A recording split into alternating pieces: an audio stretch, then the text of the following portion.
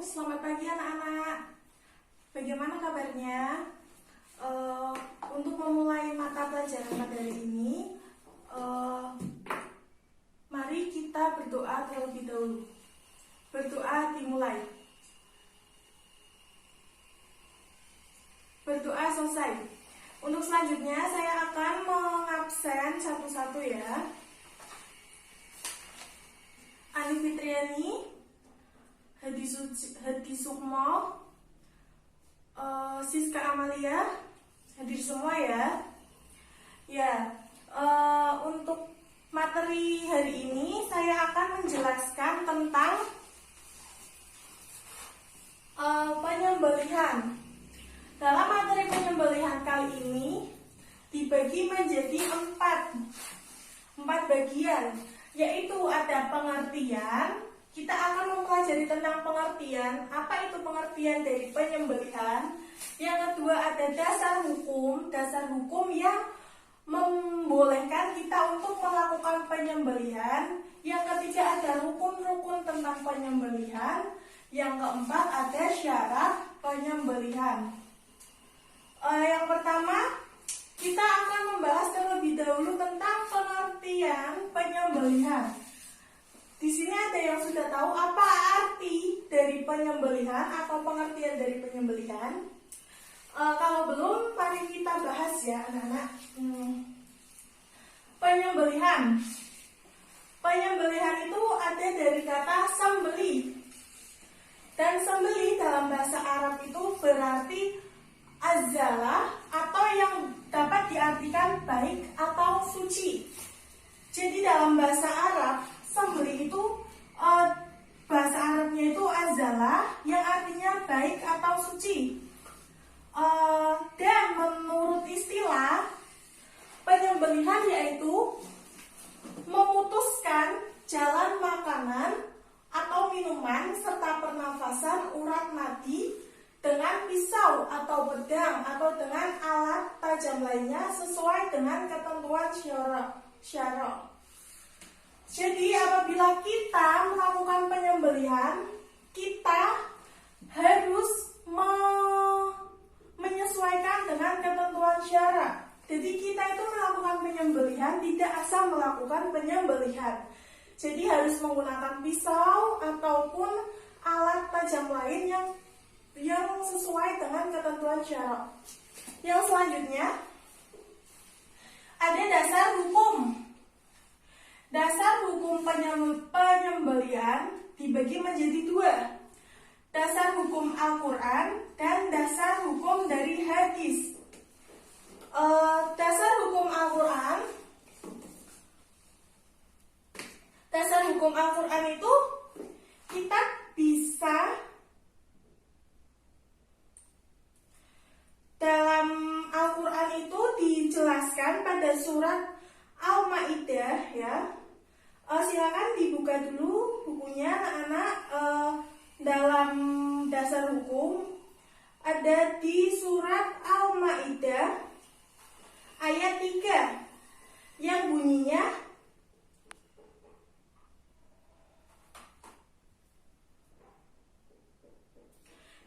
Al-Maidah yang berbunyi Bismillahirrahmanirrahim.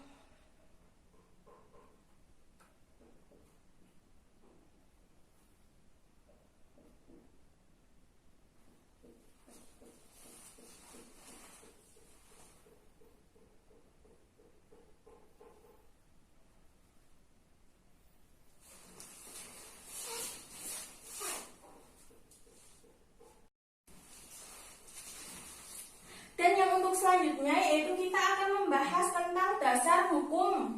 Dasar hukum penyembelihan tersebut. Dasar hukum penyembelihan itu dibagi menjadi dua, berdasarkan Al-Quran dan berdasarkan hadis.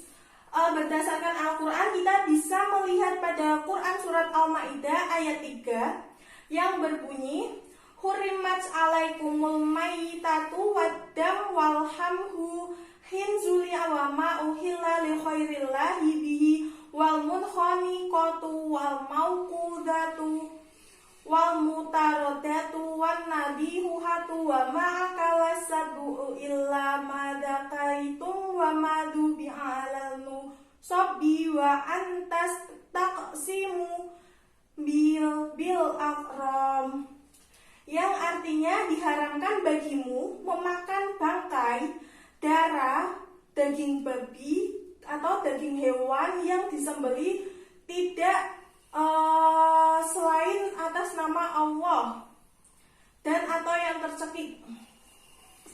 Jadi dalam Quran surat Al-Maidah tersebut dijelaskan apabila kita memakan hewan yang disembelih tidak dengan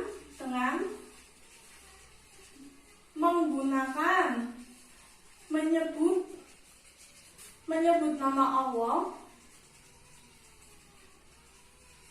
kita dikategorikan telah memakan hewan haram. Karena dari niat tersebut itu juga sudah cenderung salah. Salahnya yaitu dalam penyembelihan kita tidak menyebutkan nama Allah Subhanahu wa Ta'ala. Yang selanjutnya dari hadis. Hadisnya dapat anak-anak baca sendiri di buku, ya.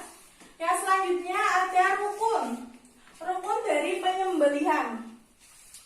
Rukun dari penyembelihan yaitu yang pertama ada orang-orang yang menyembelih. Yang kedua ada hewan yang disembelih. Yang ketiga ada niat penyembelihan. Yang keempat ada alat untuk menyembelih. Kita bagi lagi. Untuk rukun penyembelihan yang pertama, orang yang menyembelih memiliki syarat.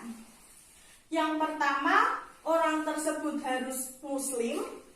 Yang kedua, orang tersebut harus berakal sehat. Yang ketiga, orang tersebut harus mumayyiz. Mumayyiz adalah seseorang tersebut bisa membedakan antara yang baik serta yang buruk. Mumayyiz juga bisa dapat diartikan dengan orang yang sudah balik. Yang selanjutnya ada hewan yang disembelih. Hewan yang disembelih ini termasuk hewan yang diharamkan dalam Al-Quran, sangat dilarang untuk disembelih, untuk kita makan sebagai kita umat manusia atau umat muslim lebih tepatnya. Jadi umat muslim itu dilarang memakan hewan yang diharamkan dalam Al-Quran. Contohnya apa, anak-anak? Contohnya daging babi. Ada juga kalau dalam makanan lain kita diharamkan untuk tidak memakan darah endapan.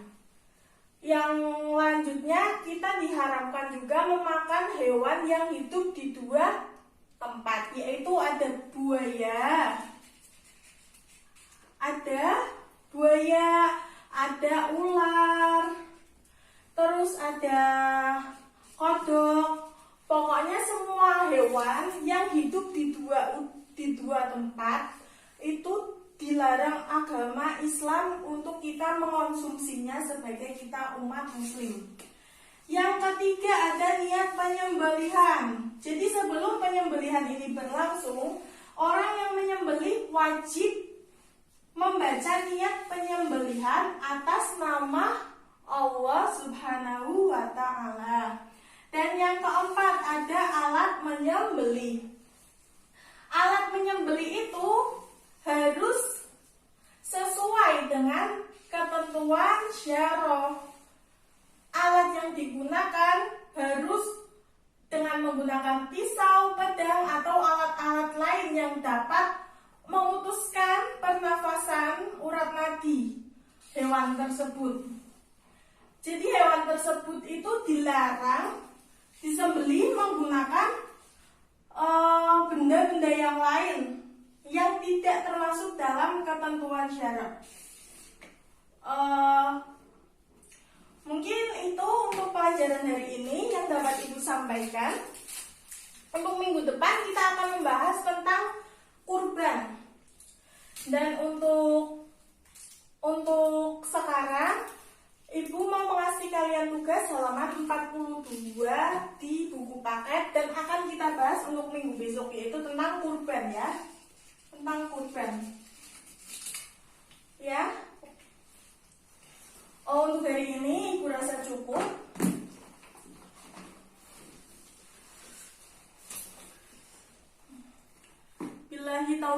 Billahi taufik wal hidayah. Wassalamualaikum warahmatullahi wabarakatuh.